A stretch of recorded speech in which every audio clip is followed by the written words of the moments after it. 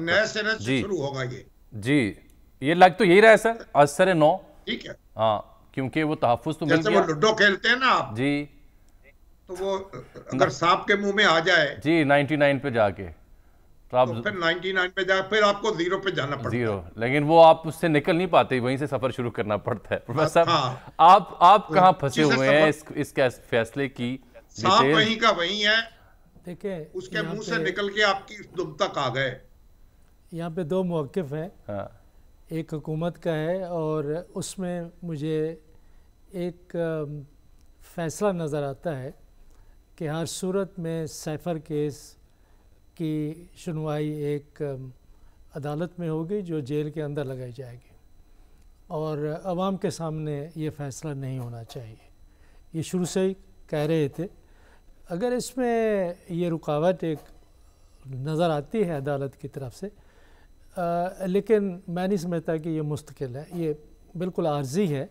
और उसमें जो फ़ैसला हमने पढ़ा है अभी, उसमें गुंजाइश रखी गई है। गुंजाइश रखी गई है ना। गुंजाइश ये है हाँ कि अगर अदालत ये महसूस करे कि कार्रवाई इन कैमरा होनी चाहिए या जेल के अंदर होनी चाहिए, तो वो फ़ैसला कर सकती है। वो अदालत पर मुनहसर है। तो ज़ाहिर है कि हुकूमत दोबारा से अदालत के पास ये केस ले जाएगी, और वो हर सूरत में ऐसा लगता है कि इस वक्त की जो निगरान हुकूमत है वो ये चाहती है कि सैफर मामले की अदालती कार्रवाई जेल के अंदर होनी चाहिए, बाहर नहीं होनी चाहिए। दूसरी जानब सबको मालूम है कि दूसरी पार्टी का मौक़िफ़ क्या है। वो ये चाहते हैं कि अवाम के सामने खुल के बात आ जाए कि शवाहिद क्या हैं, असल हकीकत क्या है भी सही या नहीं है, तो अवाम को भी पता होना चाहिए। ज़ाहिर है कि ये ऐसा मामला है जो सफारती भी है, सियासी भी है, और जो राज हुकूमत या रियासत के होते हैं उससे भी उनका ताल्लुक़ है। ये सारी चीज़ें आपस में मिली हुई हैं, तो इसलिए हम देख रहे हैं क्या जो कि हुकूमती राज होते हैं जी या सफारती मामलात होते हैं, वो पब्लिक डोमेन के होते हैं, उन्हें पब्लिक किया जाना चाहिए? बिल्कुल नहीं किया जाना चाहिए ना। उसके लिए कवानीन होते हैं कि जो आपके दस्तावेज़ात हैं वो 30 साल बाद या 40 साल बाद वो सरेआम आएंगे। जैसे अमेरिका में एक सर्टन टाइम के बाद।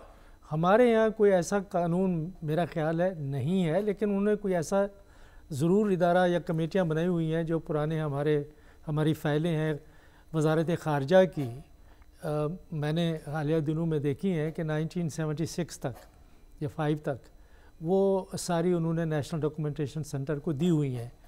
तो ये इनको अफशा तो नहीं करना चाहिए। जो मेरा मौक़िफ़ है कि जो सरकारी दस्तावेज़ात हैं वो फौरी तौर पे एक है, राइट टू इंफॉर्मेशन एक्ट है।